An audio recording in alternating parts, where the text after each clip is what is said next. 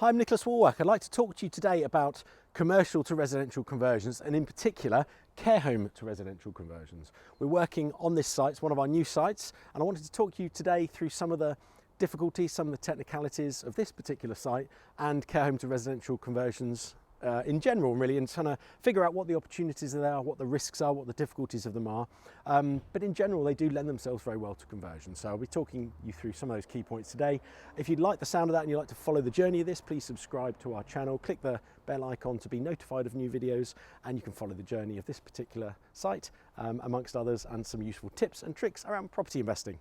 So one of the other great opportunities of these kind of sites is the actual land site itself. Now on this one, there's an awful lot of land with it. We're actually getting not only a massive care home, which has got the potential to be over 50 rooms in itself, but we've also got a fully detached house on the property.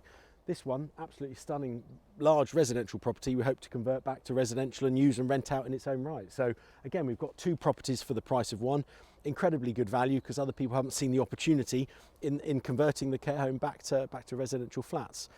One of the opportunities I'm talking about here is land. So, not only have we got a separate building, but we've got a huge amount of open space. Now, some of this is laid to parking, some of it's gardens, and with care homes in particular, I'm doing a big spin round there. We've got, a great massive garden for all the elderly residents that would have lived here at one time. It's now shut down, and it's got guardians in place, which is a sort of temporary security arrangement, getting a small amount of rent in the meantime whilst we wait for it to get converted. But these large gardens where, that have been pushing wheelchairs around or sitting or enjoying the quality of their retirement, that space now could potentially be used for extra parking, bin stalls, bike stalls, small segmented gardens for the different flats. It just gives you a huge range of capabilities in terms of designing, your ideal residential scheme. So you look for good site, good land if you can. Obviously, when you're in areas like central London and central cities, that becomes much more of a problem. But then generally the local authorities will be a little bit more lax about some of the requirements. Potentially they need less parking. Some of them even go for parkingless schemes in town centres. But understanding what your local council in the site that you're intending to buy in, what their attitude is to space on site, car parking arrangements, that kind of stuff, bin stores, bike stores, is really critical to get to grips with early on, because you can end up buying a place that you then can't convert because you don't have parking.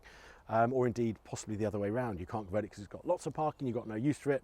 The council doesn't want you bringing loads of car parks into the centre. I know for a fact that in Reading, they like parkingless schemes, and that area, it's very easy to do town centre developments. Whereas you go to jump to another town like Newbury, as little as half an hour away, and they absolutely want the full national car requirement for the number of units you're building. So it really can depend, but ultimately big opportunity in land around the site. Could possibly build extra buildings on it. You could extend buildings, use it for parking, bin stalls, bike stalls, that kind of thing. So look out for good land, not just the site itself.